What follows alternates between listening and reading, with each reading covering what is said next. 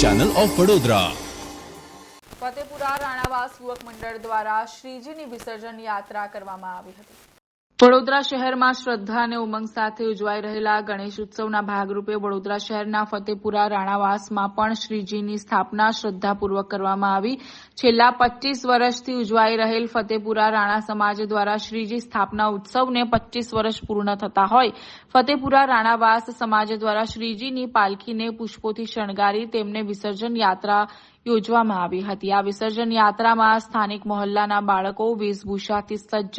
શ્રીજીની વિસર્જન યાત્રામાં જોડાયા હતા અને ડીજેના તાલે ભક્તિના ગીતો સાથે શ્રીજીને આન બાન શાન સાથે વિસર્જન યાત્રા યોજવામાં આવી હતી। મોટી સંખ્યામાં ભક્તો અને રાણા સમાજના યુવકો અને યુવતીઓ, માતાઓ અને બહેનો જોડાઈ હતી અને શહેરમાં આવેલા પૂરની સ્થિતિમાં શહેરીજનો જલ્દી બહાર આવે તેવી ગણેશજીને રાણા સમાજ યુવક મંડળે પ્રાર્થના કરી હતી।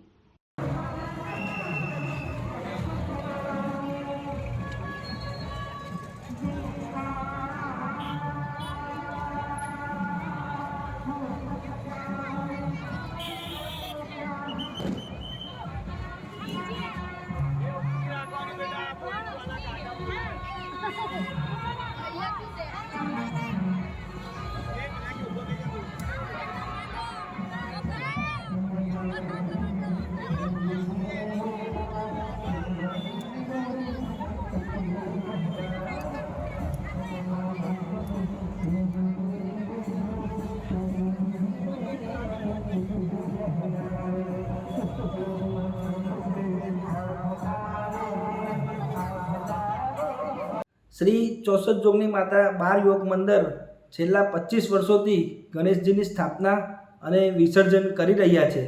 અને આજ રોજ 25 વર્ષ પૂર્ણ થતાં ફતેપુરા રાણાવાસના રહીશો ખૂબ જ હર્ષની લાગણી અનુભવી રહ્યા છે અને દુંદારા દેવ ગણેશજીને આજ રોજ ફતેપુરા રાણાવાસમાંથી પાલખીમાં બિરાજમાન કરીને વિસર્જન યાત્રામાં લઈ જઈ રહ્યા છે અને આની ખુશીમાં જે 25 વર્ષ પૂર્ણ થયા એની ખુશીમાં નાના નાના બાળકો અલગ અલગ પોશાક પહેરીને જેમ કે ભગવાન શ્રી રામ, લક્ષ્મણ, સીતાજી, ઝાંસી કી રાની, ભારત માતા, પરી વગેરે જેવા વેશ ધારણ કરીને ગણેશજીની વિસર્જન યાત્રામાં શોભામાં વધારો કરી રહ્યા છે અને ગણેશજીને બસ એક જ પ્રાર્થના કે હાલ થોડા સમય અગાઉ વડોદરા શહેરમાં જે ભયાનક પૂરની પરિસ્થિતિ ઊભી થઈ હતી એવી પરિસ્થિતિમાં ઘણા લોકોને વેપાર ધંધા રોજગારમાં લાખોનું નુકસાન થયેલ હતું। તો આવી વિકટ પરિસ્થિતિમાંથી એ લોકો બહાર આવી જાય બસ એ જ ગણેશજીને પ્રાર્થના છે।